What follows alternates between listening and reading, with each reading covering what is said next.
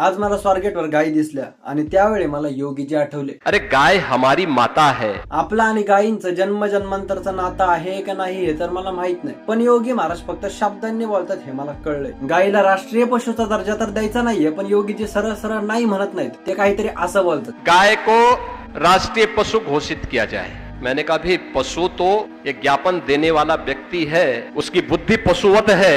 अरे गाय हमारी माता है, जन्म जन्म का नाता है, गाय हमारी माता है. पण गाय आज माता असून देखील तिला रोडवरचा कचरा खावा लागतो. तिचा फक्त दूध घेण्यापुरताच वापर केला जातो आणि नंतर सोडून दिलं जातं. आणि जर पैसे पाहिजे असतील तर त्याच गायीला विकून पैसे कमवले जातात. भारतात बीफ एक्सपोर्टिंगच्या बाबतीत किती पुढे गेलाय हे तुम्ही रिसर्च करू शकता. आणि त्यात आपल्या योगी महाराजांचं उत्तर प्रदेश किती कॉन्ट्रीब्युट करतं हे पण एकदा चेक करा. योगी महाराजांच्या म्हणण्यानुसार जर गायीला राष्ट्रीय पशु म्हणून दर्जा नाही द्यायचा तर नका देऊ. आणि तुमच्या हातात तर आहेच, मग तो पशु शब्द काढा आणि गायीला राष्ट्रीय दर्जा द्या. बघू ते तरी जमतंय का. तुमच्या प्रश्नाचं उत्तर मी देऊन टाकले आता. पण एक सांगू का, तुम्ही हे नाही करू शकत. का नाही करू शकत त्याच्या मागचं कारण तुम्हाला पण माहिती आणि मला पण माहिती. पण तरी देखील तुम्हाला तुमच्या अंधभक्तांवर विश्वास आहे की गाय हमारी माता है, जन्म जन्मों का नाता है हे म्हणल्यानंतर तुमच्या अंधभक्त तुमच्या मागे शेपूट हलवत चालणार. पण मी पण या गोष्टीला सपोर्ट करतो की गायीला एकदाचा राष्ट्रीय दर्जा देऊनच टाका. भरपूर मुद्दे सॉल्व्ह होतील, भरपूर प्रॉब्लेम सॉल्व्ह होतील. मी मागच्या व्हिडिओमध्ये पण बोललो होतो. सगळ्यात मोठा एकदाचा गायीवरनं चाललेला वाद कायमचा मिटून जाईल. आता ज्या लोकांना माझी गोष्ट समजते त्यांनी ह्या गोष्टीवर विचार नक्कीच करावा, पण ज्यांना नाही समजते त्यांनी सोडून द्या. सगळ्या गौरक्षकांसाठी ह्याच्यापेक्षा चांगली गोष्ट मला तर वाटत नाही दुसरी कुठली असेल. बरं, त्यासोबत मला अजून एका गोष्टीवर बोलायचं, ते म्हणजे काल एक व्हिडिओ बनवला होता सिंहगडावरचा. भरपूर लोकांनी भरपूर क्रिटिसाइज केला आणि मी मान्य करतो की मी तिथे नव्हतो. पण तरी देखील मला असं वाटतं की संविधानाने प्रत्येकाला त्याच्या मनानुसार कपडे घालण्याचा अधिकार दिलाय. आणि माझ्या मते तर कपड्यांनी कुठलीही संस्कृती धोक्यात येत नाही. गडावर कुणीच इंटेन्शनली जात नाही की लोकांना माझी बॉडी दाखवायची त्यामुळे मी असे कपडे घालते. हा एक कट्टरवादाचा भाग आहे जो समाजामध्ये फक्त द्वेष तयार करतो. हा ही गोष्ट मलाही मान्य आहे की लोकांनी गडाचा मान राखला पाहिजे, तिथं कसं पण नाही आलं पाहिजे. पण जरी काही लोक आले तरी त्यांना संस्कृतीच्या नावाखाली मारणं हे चुकीचंच आहे. लोकांनी मला कमेंट मध्ये फक्त त्या कपड्याच्या गोष्टीवरनं सांगितलंय, पण मी बाकीच्या मुद्द्यांवरही बोललो होतो. बायका नाचतात शिवजयंतीला ह्याही गोष्टीवर बोललो होतो, पण त्यावर कुणाचंच काहीच मत समोर आलेलं नाहीये. मी म्हणलं ना की सामान्य नागरिकांनी केलेली चुकी ही कुणालाच मान्य नसते, पण नेत्यांनी केलेली चुकी प्रत्येकाला मान्य करावी लागते, कारण आपण त्याच्यावर काहीच करू शकत नाही. फक्त माणसांच्या कपड्यांनी संस्कृती खराब नाही होत, तर संस्कृती जपण्यासाठी अजून भरपूर गोष्टी आहेत. आणि मला असं वाटतं की त्यावरही लक्ष देण्यात यावं. थोडी विचार करण्याची पद्धत बदलली तर गोष्टीही बदलतात. एका व्यक्तीने मला गायींवरनं पण कमेंट केली होती की आम्ही गायींसाठी एवढं काय काय करतो ते तुला नाही दिसत का. तर भाऊ, मी पण गोरक्षकांचं काम सोपं व्हावं त्यासाठी प्रस्ताव मांडला. एकदा तुमच्या नेत्यांनी विचार करायला हवा. आणि मी आज ग्राउंडवर उतरून काम नाही करत आहे हे मी मान्य करतो, पण ज्यावेळी करन त्यावेळी तुम्हाला नक्कीच दिसून येईल.